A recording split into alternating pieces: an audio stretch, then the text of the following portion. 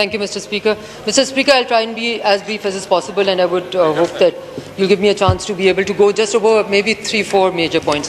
First of all, let me appreciate here both the presence of the Finance Minister and the Foreign Minister, who happen to be the only two ministers who have gone through the listening process of what we have to say pertaining to their ministries. It may have something not to do with the fact that you had some association with the Pakistan People's Party, and perhaps that has a role to play. And Mr. Speaker, that is very important, because at least the concerns that are being raised by opposition benches are being heard and will be responded to accordingly, hopefully. Mr. Speaker, before I go into into foreign policy issues, strategic foreign policy issues, I want to talk about three small items pertaining to the management of the Foreign Office, right? I want to talk about the lack of a robust, thriving public diplomacy. I'm not going to call it a cell, that has the wrong connotation. Public diplomacy office within the Foreign Office. And I'm not talking about media management. I'm not talking about just having a spokesperson who's there on Twitter. I'm talking about public diplomacy management office, right? Which we did put in place, and frankly speaking, got exceptional results from, I think. The second thing I'm going to allude to, and perhaps not go into more detail because I'm sure the Foreign Office or the Foreign Minister will oppose my even saying this on this floor, is that increasingly we feel that the role of the Foreign Office, which happens to be, and I truly believe it is, the premier institution, the only institution who has the ability, the training to be able to look at the longevity of Pakistan's interest, not as present on the Afghanistan question and on the India question as we would like it to be. And I'm quite sure the Foreign Minister will very much disagree with. And Mr. Speaker, the third, and very important, I have serious concerns, questions, and I believe the Foreign Minister should also have serious concerns about in the way people of his own office were humiliated by the Prime Minister of this country in a televised address. I think that does not suit the office of the Prime Minister or the Foreign Office for something that was broadcast live to an audience, international and national, to be going about. So I'll now come to the point, Mr. Speaker. Mr. Speaker, 3 points. What is our problem with the way the foreign policy of this country is being conducted right now? I said, and therefore I wanted to read specifically my cut motion, which pertained to the lack of transparency there is. And what is our problem right now? Our problem is, Mr. Speaker, that it seems that the world is going through tectonic shifts in terms of the world order, which allies lie.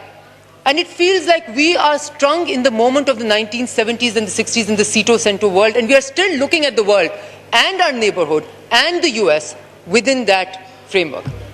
And we have a serious problem when a country is not able to deal with the changing reality and still has asks of the world which are stationed in the 90s, 50s, 60s and 70s.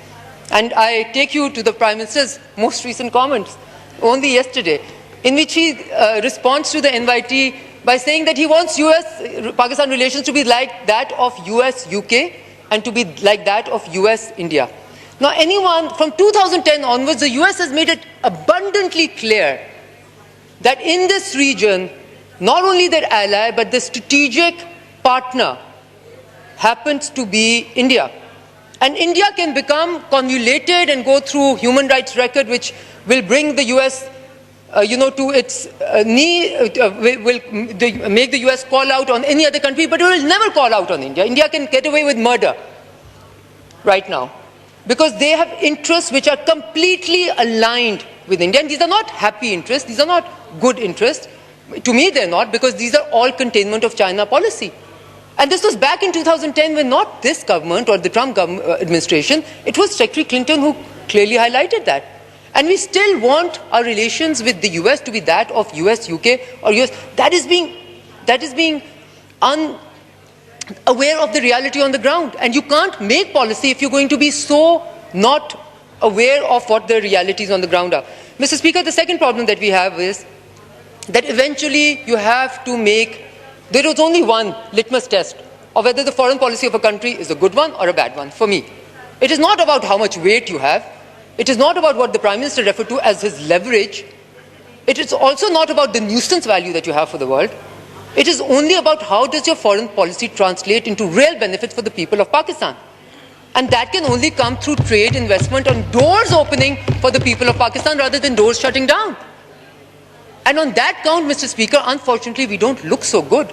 When you look just across the border, because we only have a sea border with them, matlab UAE opening it for India, which happens to be going through a really bad strain, and not opening it for Pakistan, it just shows it. The same is in some ways with the UK. Now, Mr. Speaker, two areas which do require attention. Mr. Speaker, please bear with me today. I will not ask you for this exception to be made. Two areas which are having a direct impact on the lives of the Pakistanis and have already gone through. We have lived through that story, Mr. Speaker. So it is impinging upon us, anyone who is anywhere close to the halls of power making or policy making, or even this parliament, that we please don't let the mistakes of the past be repeated again, and Pakistanis have to go through the same torturous time that we had to post-Soviet Union withdrawal. And it seems, Mr. Speaker, that we are in fact walking or running towards exactly being in the same spot. And I'm shocked at the lack of dialogue that is happening with the US at this point in time, when they are rushing out their exit, their withdrawal. And Pakistan, I mean, the last call I remember the Foreign Minister had with Secretary Blinken, what came out of the call from the US side was all about Daniel Pearl's murderer, right? After that, I would have imagined a Biden-Khan meeting by now, or at least an intensive, sit together or a call, etc. None of this has happened. Now, Mr. Speaker, so on Afghanistan, I would very strongly advise the Foreign Minister not to give so much time to entities like the NSA. I would draw the Foreign Minister's attention, for instance, of the latest foreign policy piece, which has been written about Mr. Ghani and about his appeasement of Biden and trying to win time from him. And it quotes, and to quote it, it seems to be that President Ghani seems to be writing a test case on how to help a state fail. And the same article goes into great detail on how Hamdullah Mohib has himself ensured that his military does not have success and has enabled the Taliban to come in. So let the world talk about it, right? I think it is not becoming of the Foreign Minister of Pakistan to talk so vehemently and aggressively about an entity which should not require our attention. Mr. Speaker, it is exceptionally important that Pakistan at this important juncture is not seen to be taking sides of anyone. Now, I don't care what are I don't care if some entities are considered to be more pro-Pakistan or the others. I think history has taught us that those who are considered to be more pro-Pakistan are not entirely in Pakistan's interest. That their being in power does not entirely serve our interest. And therefore, for Pakistan to in any way allude to our interests being caught up with theirs is highly, highly problematic. And for Pakistan at this important juncture not to have clarity on who is a terrorist and who is not, who are extremists and who are not, is also extremely problematic. Mr. Speaker, I will end by mentioning Kashmir. मैं बिल्कुल अब wind up कर रही हूँ और मैं यहाँ पे ये नहीं कहूँगी कि आपने कश्मीर का सौदा कर दिया, क्योंकि मेरी नज़र में कोई पाकिस्तानी कश्मीर का सौदा ना कर सकता है ना करेगा. मैं however ये ज़रूर कहूँगी कि I feel again a lack of trust and confidence in how the foreign policy of this country is being run when I hear the Prime Minister of Pakistan, just before Modi is going to be re-elected for the second term, after having experienced Modi's first term, to say that if Modi is elected, Kashmir issue is likely to be solved. I have a problem when the Prime Minister of Pakistan, yet only 3 days back, alludes to a resolution of the Kashmir issue and therefore not requiring nuclear deterrence for Pakistan unilaterally. I have a problem with that, because that shows that you are not based on facts and factually not looking at situation as it has unfolded, and that you are not looking at the reality and the dangers and the threats which are emanating from the eastern border. At the same time, the western border being open. Mr. Speaker, these are exceptionally difficult times. And I will end by saying that it is also I think my duty to point out that we feel very strongly, sitting on the opposition benches, that many of the words that come out of the foreign minister's mouth and the Prime Minister's mouth are sometimes trying to appease lobbies within Pakistan and are more focused to internal dynamics and less on the external dynamics. We would hope that we will have transparency, clarity, sense of purpose.